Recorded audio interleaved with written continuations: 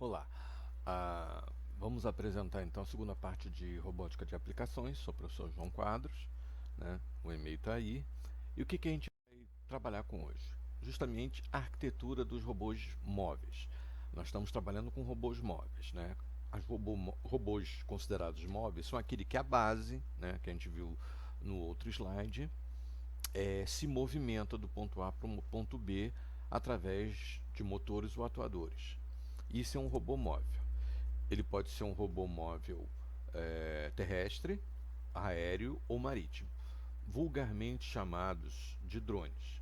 Não necessariamente todo drone é um robô móvel, nem todo robô móvel é necessariamente um drone. Vamos ver então as classificações. Tem vários tipos de forma de classificar os robôs móveis, né? Eles podem ter a estrutura centralizada, o que significa que ele funciona sozinho. E todo comando é feito ou através de uma comunicação ponto a ponto entre o manipulador e o robô, ou ele é programado através de técnicas de inteligência artificial para representar o conhecimento e seguir os comandos de movimentação, né? Ele também pode colher informações através dos seus sensores para tomar conhecimento do ambiente e, através da inteligência artificial, tomar decisões para caminhos a seguir. Então, o foco dos robôs móveis centralizados é que toda a estrutura de processamento está dentro daquele robô. Quando é uma estrutura distribuída, você tem, na verdade, uma rede, né, de robôs funcionando, um dando controle para outro. Tá? Isso a gente chama de agentes, né? Onde cada um tem um papel. Você pode criar uma rede de robôs, onde um é um mestre e os demais são aqueles que vão obedecer o mestre, ou em que todos, né, tomam parte nas decisões de movimentação do grupo, né? Essa é uma abordagem que usa a inteligência artificial do ponto de vista distribuído, né, principalmente machine learning, porque usa muito cálculo probabilístico, no qual você, na verdade, tem uma rede neural, né, que faz o movimento dos robôs a partir de distribuição de mensagens entre eles. Então você não tem um controlador controlando apenas um robô. Você pode ter um controlador controlando o robô mestre, ou o robô mestre sendo programado e se comunicando com outros, ou todos os robôs na mesma hierarquia de comando, trocando informações um com o outro e com isso causando o movimento da estrutura dos agentes, né, dos robôs distribuídos. É, Isso é muito comum, né? Por exemplo, quando você quer mexer com drones aéreos e fazer com que eles façam manobras, né, em conjunto. Então você faz essa comunicação um com o outro, uma rede, né, de agentes, para poder fazer essa manipulação de multi-agentes, né, e multipontos, já que a comunicação vai ser distribuída entre os robôs que fazem parte. Algumas classificações desse tipo de robôs chamam esses tipos de robôs de enxames, ok?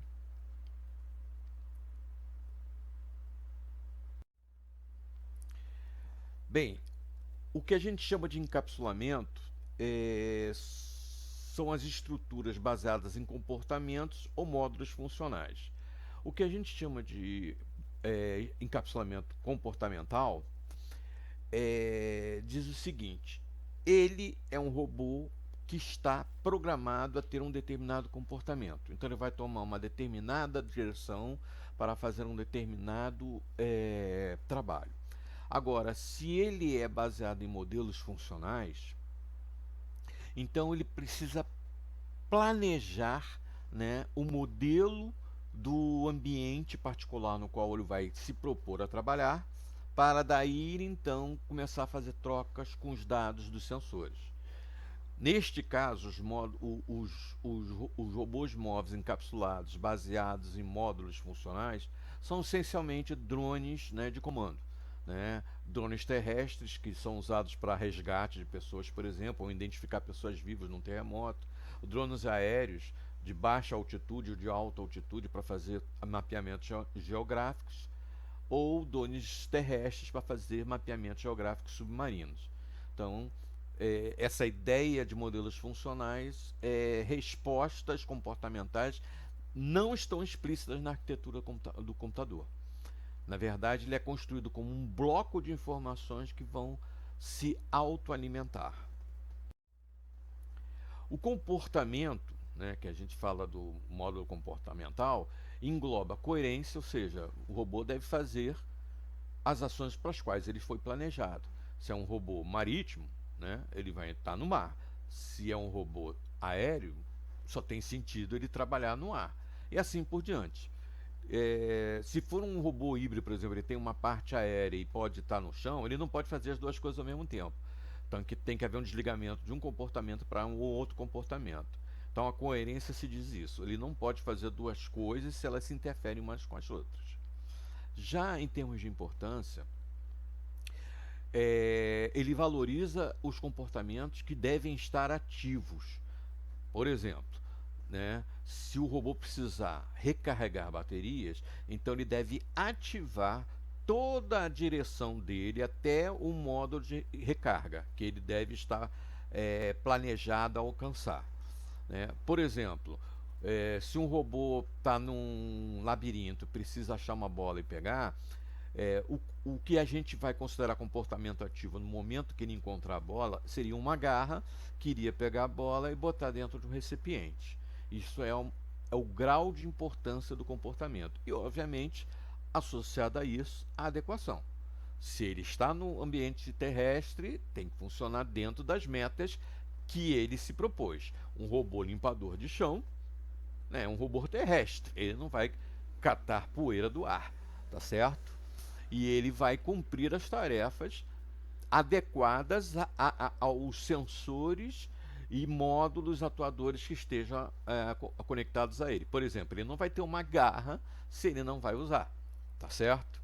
Seria apenas um apêndice sem sentido. Essa é a ideia de comportamento, então. Coerência, o robô deve, né, ter as suas ações e metas baseados naquilo que você pretende que ele faça, ou seja, no propósito dele. Por conta disso, os comportamentos, os motores, as direções, os sensores devem ser ativos de acordo com a importância situacional e ele tem que estar adequado ao ambiente ao qual ele vai trabalhar. Em termos de funcionalidade, a gente tem a ideia de planejar, né? Planejar um caminho, planejar uma solução, sair de um labirinto, por exemplo, navegar a partir do planejamento, pilotar, né? Ou seja, ele planeja, vê a navegação e se movimenta, né? E, obviamente, os comandos enviados pelo piloto, né? Esse pilotar pode ser tanto automático quanto também através de um controle remoto qualquer em que ele vai responder esses controles, né? Então, aí você tem a ideia do controle de execução, que pode ser algo que você colocou dentro do microcontrolador do robô, né, para fazer, né, fazer as rodas girarem, fazer os motores das hélices girarem, assim por diante, ou responder a impulsos através de comandos de Wi-Fi, Bluetooth ou rádio, ok? Então essas são as funcionalidades: planejar, navegar, pilotar e controlar. Bem, a partir daí a gente começa então a traçar os paradigmas do raciocínio, da inteligência do robô, baseados em primitivas que desde que o primeiro robô móvel foi construído, por isso que são chamadas primitivas, existem. Sense, ou observação, plan, ou planejamento, e act, atuação. Obviamente, né, o sense, como o próprio nome está dizendo, é uma ideia de sensores. O plan, né, é o microcontrolador em si. E o act está ligado ao quê? aos atuadores, aos motores, ao que vai fazer as movimentações, seja do que movimenta o robô do ponto A para o ponto B, ou qualquer outra coisa que ele precise fazer, uma garra, uma alavanca, ou uma fotografia, tá certo? Então isso tudo faz parte do paradigma do raciocínio do robô que você vai construir, né? Ele vai ter que trabalhar com os sensores. Esses sensores estão ligados aos microcontroladores que ele tem, e esses microcontroladores, através dos sensores, vão permitir a atuação, tá certo? Ou seja, manipular os motores, manipular até outros sensores. Dentro desse paradigma de raciocínio, há três ideias básicas, né? A ideia de paradigma hierárquico, reativo ou híbrido. O hierárquico foi o primeiro que surgiu.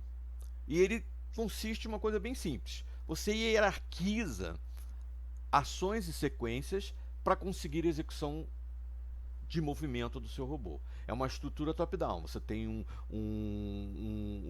como é que é? A ênfase no planejamento, né? Do planejamento ou seja, a ênfase está naquilo que você coloca no microcontrolador, que aí então pode ou não usar sensores. Não há, nesse caso do hierárquico, os sensores não são primordiais, e a partir disso ele então atua. Esse modelo ele tem um problema, ele precisa trabalhar com informações pré-definidas. Ele não tem a inteligência para prever problemas que possam vir a surgir. O robô observa o mundo conhecido. Se algo desconhecido acontece, ele tem que ser reprogramado, né? Ele tem que ser paralisado, reprogramado para se planejar e para poder ter a próxima ação. A técnica mais comum dos robôs hierárquicos foi essa aí, a STRIP, Stand for Research Institute Problem Solver, né? Que na verdade só significa solução de problemas através do Instituto de Pesquisa de Stanford, né? Então não tem nem o nome STRIPS não significa nada especial. Então ele parte do princípio que você coloca dentro do microcontrolador um mundo conhecido. O robô ele pressupõe o entendimento de onde ele está. A partir daí, é o programador humano que vai fazer ele ter sucesso na tarefa ou não. Então, se ele for mal programado, ele não vai atingir a tarefa dele. O robô, ele é pré-programado. Então, ele não consegue separar todas as novas situações de maneira adequada. Não existe um grau de inteligência para que ele resolva problemas que apareçam e que não foram programados pelo programador. Ou seja, não existem surpresas, tá? Isso é o defeito do mundo hierárquico. Ele não consegue resolver, ele não tem inteligência para resolver problemas novos.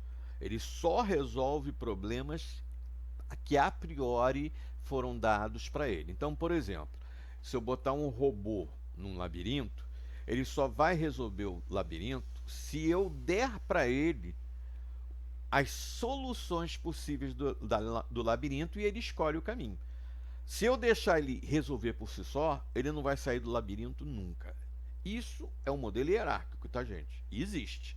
Tá? Os primeiros robôs enviados lá para a Lua, eles foram testados, né, em ambiente similar, mas quando chegaram lá, muitos deles não funcionaram. Por quê? Porque não sabiam resolver problemas de surpresa.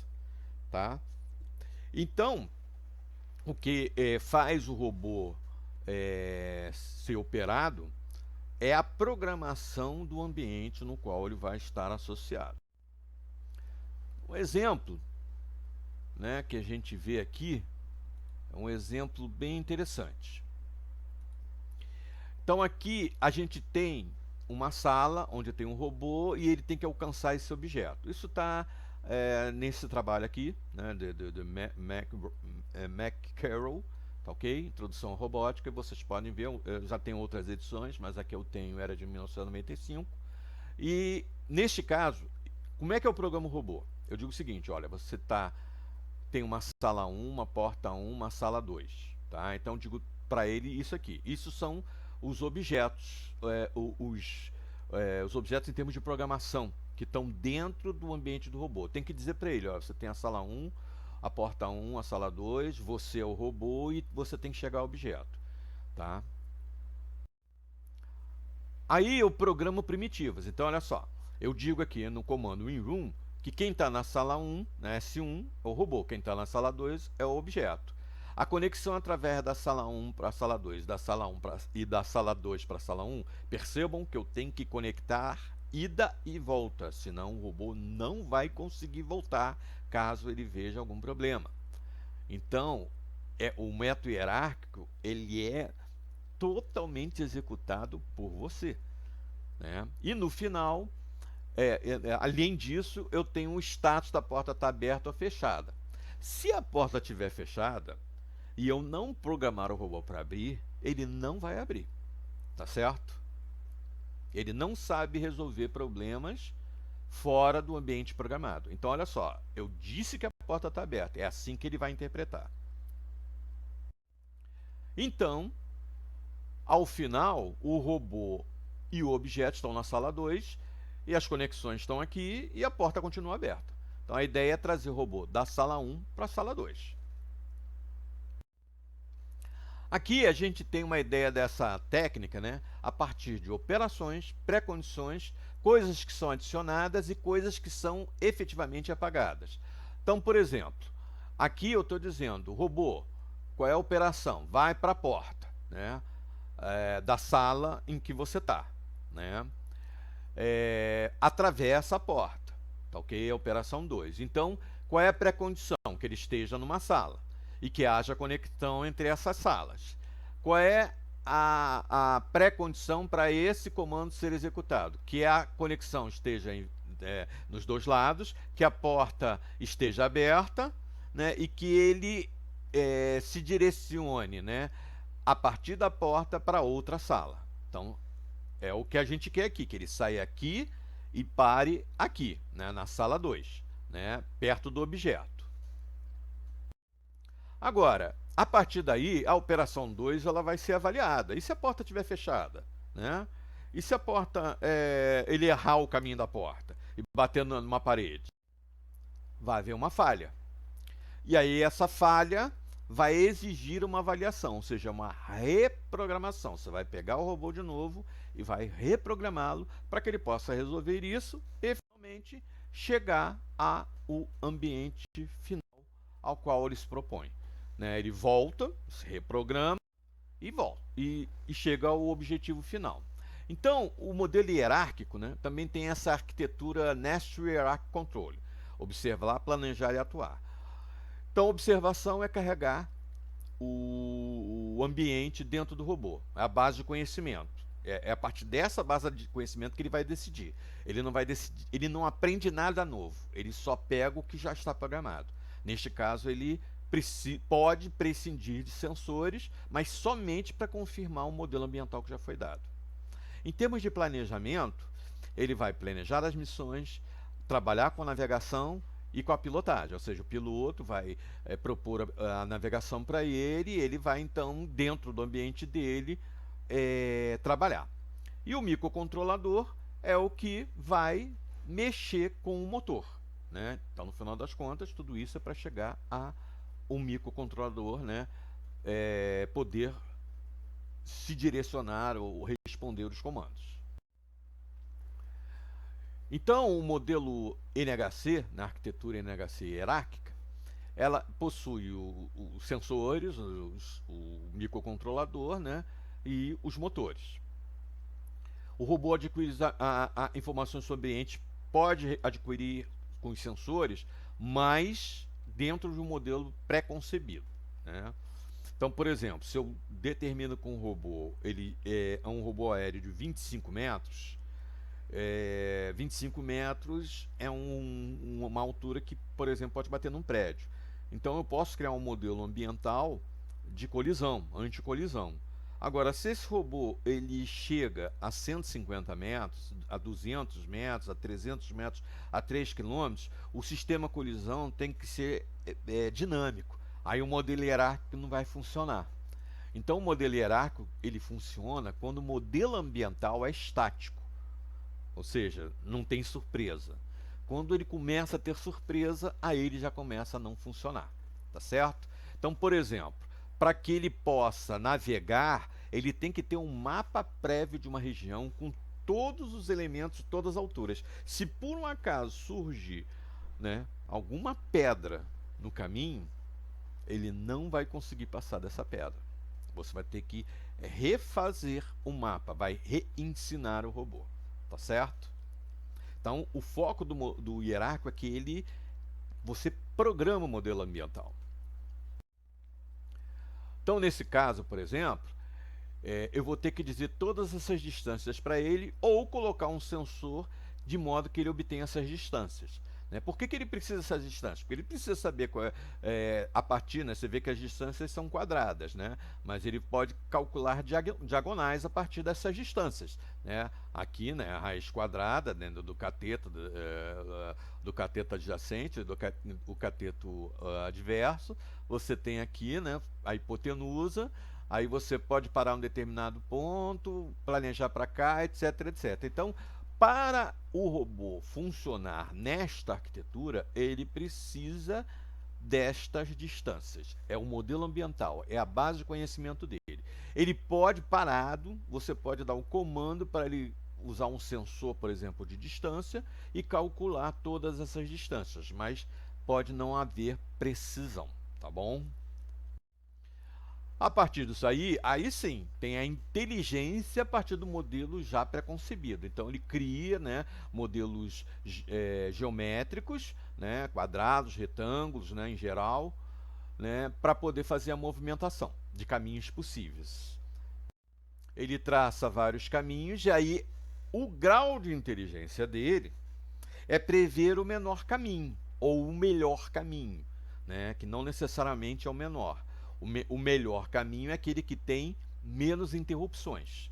Então ele vai escolher entre o caminho 1 e o caminho 2, essa é a inteligência do modelo hierárquico, e aí sim ele pode, a partir de uma base de comandos, decidir alguma coisa. Então, por exemplo, ele tem que ter um comando vira 5 graus, vira tantos graus, né, segue uma d distância, vira tantos graus e segue uma d distância. Ele tem que saber a d1 e a d2, tá bom? Isso é prévio, né? Para poder definir o segmento 1 e o segmento 2, ok? Os graus, ele pode também ser necessário que você dê para ele condições de ele dentro de uma base. E outra coisa, a base tem que ter os comandos, tá? Ele não vai fazer se não tiver os comandos associados. Por exemplo, ele não vai automaticamente virar. Esse comando tem que estar dentro do microcontrolador. Bem, agora a gente está em outro paradigma, que a gente chama de reativo. O comportamento reativo, ele é totalmente aprendido. Ele é reflexivo, ou seja, é aquela coisa de tentativa e erro. É o que o reativo faz. Tentativa e erro, tentativa e erro, tentativa e erro. Então, diferente do hierárquico em que eu tenho que ensinar tudo, o reativo pode aprender. Só que ele aprende totalmente. Né? Ele não sabe de nada. Ele vai aprendendo, eu só digo para ele, olha, você tem que chegar no objeto 2. Então ele vai aprendendo, ele não sabe que a porta está aberta, ele não sabe distância, não sabe nada. Ele vai, através dos sensores, né, ou através de reações, por isso que ele é reativo, né, ele vai adquirir o comportamento e com isso, então, fazer toda aquela ideia do sense, né, do aprender, do planejar e atuar.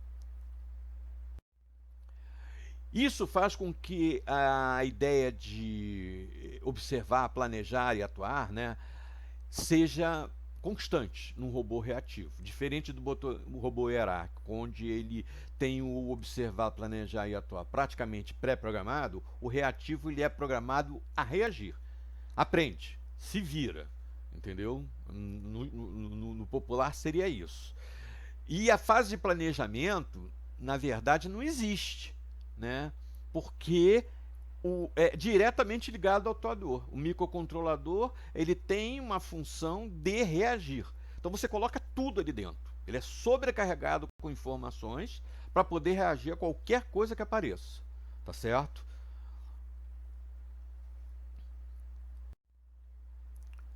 Modelo básico, né, é um controlador de esquemas, né, o motor, né, que vai a atuação, e o trabalho, o microcontrolador, ele tem que trabalho? Ver sensor e fazer o atuador reagir. Ele trabalha na ideia de substituição, que é vista nesse trabalho aqui, desse Brooks aqui, tá ok? Ele manipula múltiplas metas, toma decisões adversas, tá? Ele tem que atingir o objetivo. E ele precisa de maior quantidade de sensores possíveis, né? Mas ao mesmo tempo, muitos sensores faz com que ele tenha mais reações, o que a gente diria mais erros, tá? Ele deve ser super robusto, né? Porque ele vai operar mesmo as falhas. Ou seja, é aquele robô que encontra um obstáculo, ele vai passar por cima do obstáculo, né? E deve ser capaz de absorver novo aprendizado ou uma nova reação. Não chega a ser um aprendizado, é uma reação. Ele reage, né, a partir de um obstáculo, alguma coisa assim, e ele aprende que não deve mais ir para lá. Aí ele busca outro caminho. Estímulo e resposta. Bem típico músculo, né? Você bota uma agulha em uma determinada posição, o nervo vai reagir, né? Então é um sensor por comportamento. Os módulos são agrupados em camadas de competência que tem a ver com um nível hierárquico de inteligência. É claro, porque ele aprende.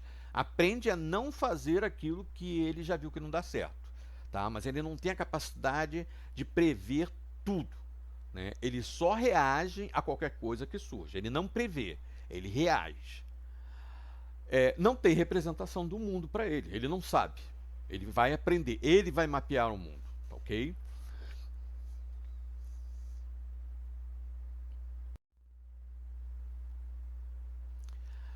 As camadas de competências, né, visam, por exemplo, evitar contatos com objetos parados, vaguear sem objetivo, né?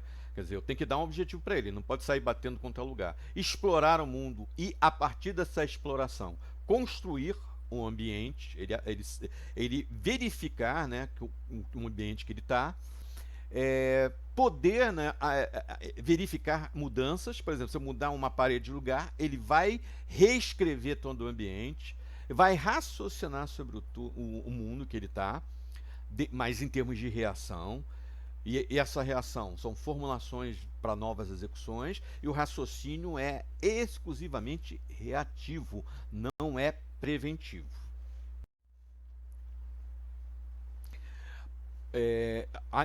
Essas reações vão prever mecanismos de comportamento, ou seja, hierarquia de comportamento, que motor ele vai ligar primeiro, que direção ele vai tomar, né?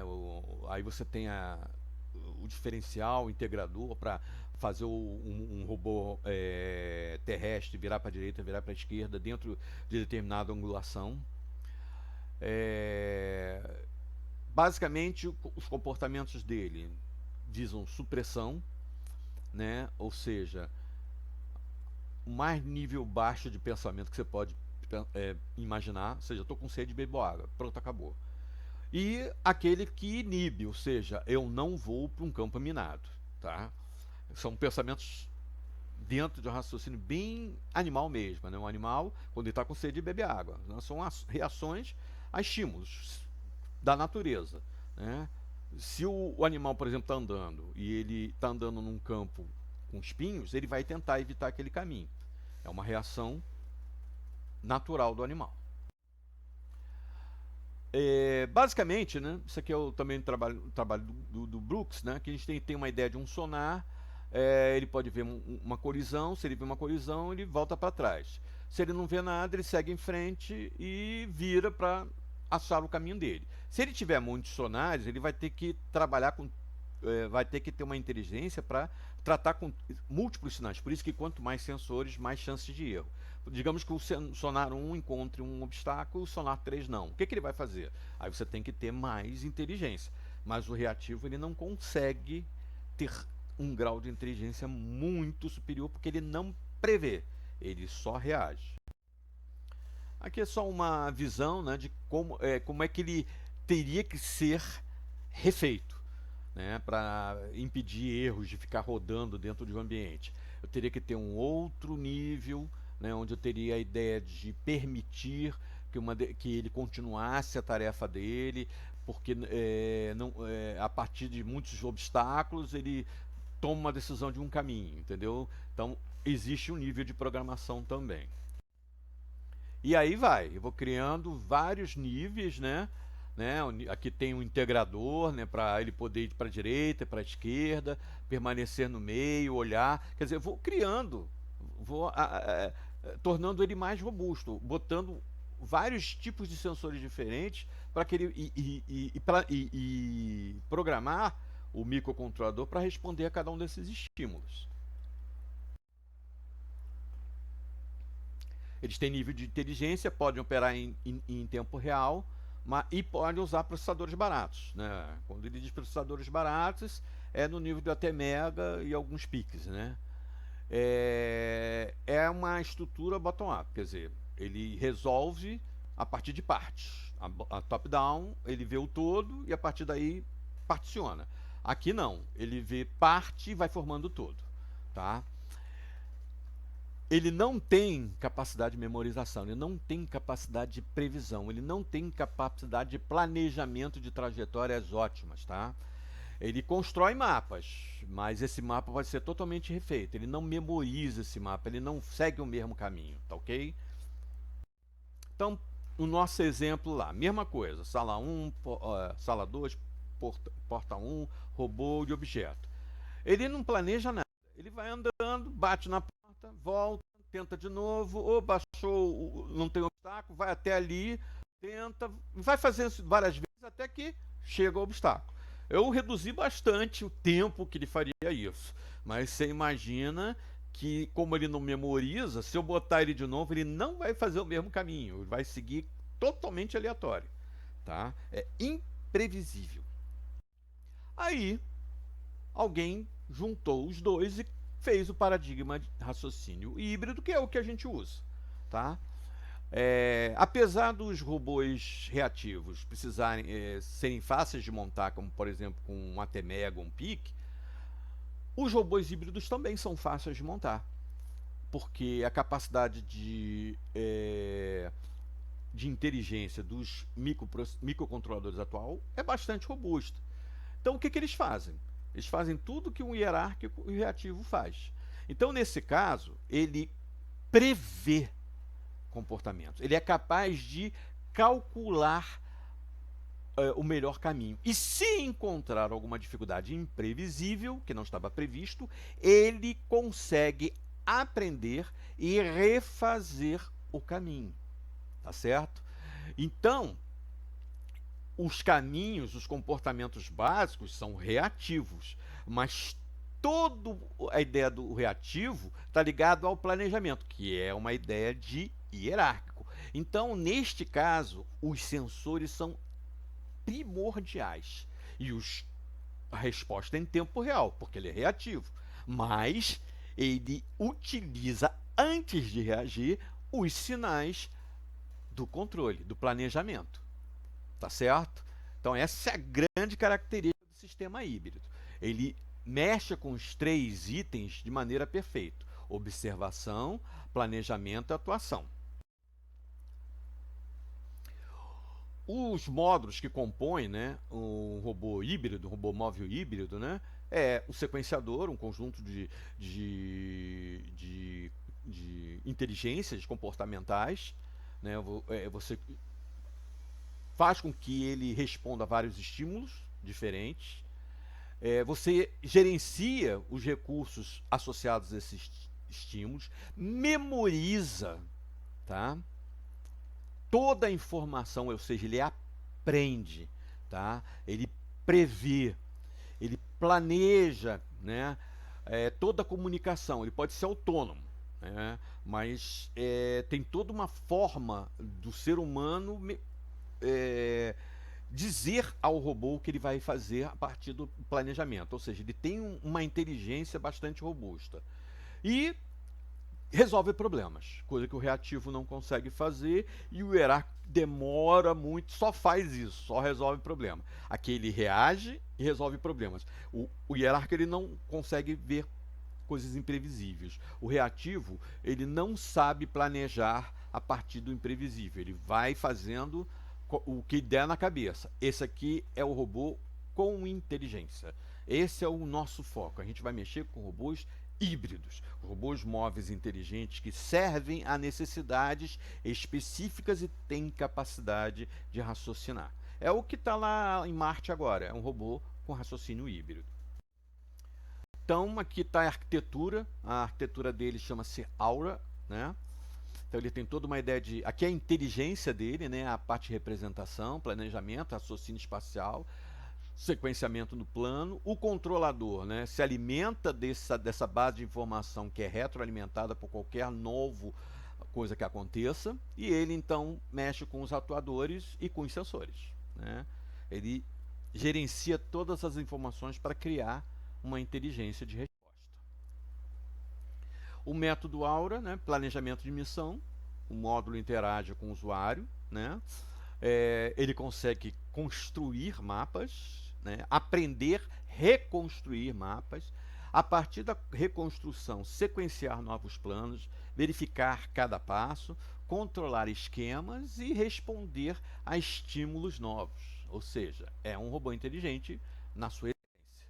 Então, no caso aqui do nosso problema, o nosso robozinho, sendo híbrido, a primeira coisa é ele vai se movimentar a partir dos sinais de sensores dele. Então, aqui, por exemplo, ele está saindo desse ponto para esse ponto, mas ele está saindo desse ponto para esse ponto por causa dos sensores. Aí ele verifica que esse sensor aqui identificou um obstáculo, então ele calcula essa distância, faz esse cálculo aqui, ele desenha isso. Ele começa sem saber nada, tá? Ele não sabe isso aqui. A partir do momento que ele se movimenta, então ele já faz esse primeiro quadradão aqui, né, a partir dos sinais de sensores. Então ele está aqui, ele já sabe, ó, é isso que eu tenho à minha frente. Aí ele faz o cálculo de novo, verifica, por exemplo, se o portão está aberto ou fechado. Estando aberto, ele vai, né, para a abertura, né, ele não erra, ele planeja isso. A partir desse ponto, então ele verifica qual é o melhor caminho a partir do sensor. Ele sabe que tem que chegar ao objeto, aqui, ó. O sensor identificou o objeto, aqui não identificou nada, então ele sabe que tem que ir para este ponto aqui. Vai para esse ponto e depois chega ao objeto. Ele criou o espaço, ele planejou. O próximo robô, né, se eu botar ele de novo aqui, ele vai seguir exatamente esse caminho. Se eu fechar a porta e eu colocar uma garra, ele é capaz de abrir a porta. Se eu começar ele aqui da sala 2, ele é capaz de chegar ao objeto também a partir da sala 2. Tá certo? Porque ele pode reaprender. Essa é a essência do robô híbrido.